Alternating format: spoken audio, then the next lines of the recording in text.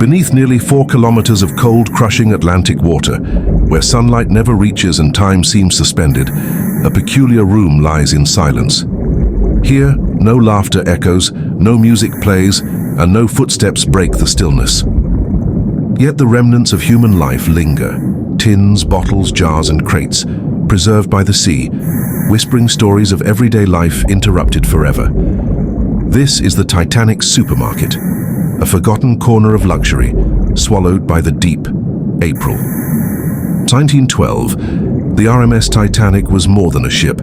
It was a floating city, self-contained and astonishing in scale. Beneath its glittering first-class lounges and opulent dining halls lay the ship's lifeline of provisions, the provision storerooms, nicknamed the supermarket by crew. Here, crates of canned goods, barrels of coffee, crates of fresh produce, and shelves stacked with bottles of spirits were arranged with meticulous precision, ready to feed over 2,000 passengers and hundreds of crew. From freshly baked bread to rare imported jams, from tins of preserved meat to delicate pastries, the supermarket was a marvel of early 20th century logistics. Every shelf bore testimony to human ingenuity and indulgence, stocked to sustain comfort across the Atlantic. On that fateful night, few imagined that these supplies, the mundane, the ordinary, the very lifeblood of daily life aboard, would become relics frozen in time. More than 70 years later, deep-sea explorers reached the wreck. Descending into the dark corridors of the lower decks, their floodlights illuminated the surreal sight of the sunken supermarket. Rows of shelves, once orderly, now leaned precariously, encrusted with rust and coral. Wooden crates had splintered, but many remained intact, their contents suspended in silt-laden water. The first glimpses were extraordinary. Glass bottles intact, labels faded but legible, ceramic jars still sealed, tins of fruit and vegetables, some bulging, some flattened, as if pressed by the weight of centuries. Even small baskets and boxes of baked goods, long since decayed, left impressions in the surrounding silt, ghostly shadows of consumption frozen in the deep. Every object told a story.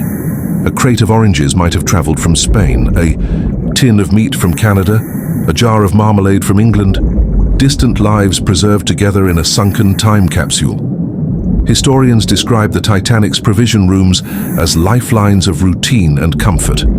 For the passengers, they were invisible marvels. No one saw the careful labeling, the stacking, the inventory management, yet without them, the luxurious voyage would have unraveled. Crew members worked tirelessly to ensure supplies were fresh and available, moving with precision between ice-filled cold rooms and pantry shelves. On the night of the sinking, the chaos of the iceberg's impact rippled through these lower decks. Boxes toppled, jars shattered, liquids diffused into the water.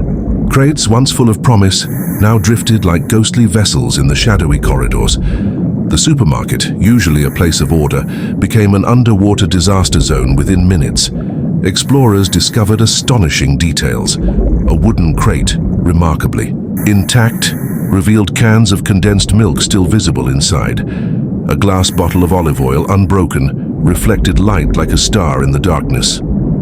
Tins of biscuits, etched with brand names and dates, lay scattered across the sediment. One robot camera captured a copper coffee grinder, rusted but identifiable, and beside it a stack of porcelain plates, remnants of passenger meals, perhaps awaiting transport to a dining room above. Even labels on bottles could still be read. Tomato puree, Liverpool 1911, imported French jam, canned beef, Smith & Sons, London. Every artifact was a testament to human desire for comfort, for taste, for familiarity, all suspended in silence beneath the waves. The Titanic supermarket is a surreal blend of the ordinary and the extraordinary. Fish now drift through, crates once filled with food, coral wraps around bottles and tins, transforming industrial containers into ghostly sculptures. Sediment settles slowly, preserving the outlines of shelves, jars, and crates like fossilized memories. For a moment, one might imagine the bustling life that once animated these aisles. Crew members counting supplies, cooks selecting ingredients for the next meal, stewards checking inventory for passengers' afternoon tea. all of it now paused in the cold embrace of the Atlantic. The silence here is heavy, almost sacred. Objects speak louder than words. Cans, jars, crates and bottles are the last witnesses to routines interrupted and lives cut short. The supermarket, though small and utilitarian compared to the opulent first-class salons, reveals something profound. It shows the backbone of daily life, the preparation, effort and logistics necessary to sustain a floating city. It reminds us that tragedy touches not only the rich, but all who inhabit a system of interdependent labor. Each artifact represents someone's work, attention and care. A crate packed meticulously by a dock worker, a tin labeled by a clerk, jars filled by skilled hands. Even after more than a century underwater, these acts of labor remain. Quiet, enduring, ghostly. Explorers, note that despite rust and decay, the supermarket retains a surreal clarity. Objects remain identifiable. Arrangements suggest order that defies centuries of salt water, pressure and time. There is a haunting beauty in this underwater museum. Cans aligned as if awaiting sale, bottles shimmering in artificial light and crates stacked with purpose. Now home to sea creatures that flit between the shelves like fleeting memories. The ocean seems to protect this space, preserving the mundane in a cathedral of silence. Every item, no matter how ordinary, is imbued with significance. A fragment of the daily life aboard the Titanic that ceased abruptly, tragically. Today, the sunken supermarket stands as a testament not to luxury, but to the ordinary rhythms of life that accompany every journey.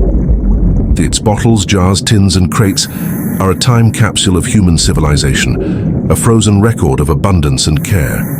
The Titanic's grocery stores remind us that beneath grandeur and tragedy lies the essence of daily life. The preparation of meals, the handling of provisions, the invisible work that makes survival and comfort possible. In the cold, dark ocean, the supermarket waits. It waits for explorers to witness it, for historians to interpret it, for humanity to remember the lives intertwined with its contents. Every label, every jar, every can tells a story of voyages begun, of routines interrupted, of ordinary, human endeavors preserved in extraordinary circumstances. Beneath the waves, in a world forgotten by time, the Titanic supermarket still exists, a silent archive of life, labor, and memory, where the echoes of a vanished world linger, whispering their secrets to those who dare to listen.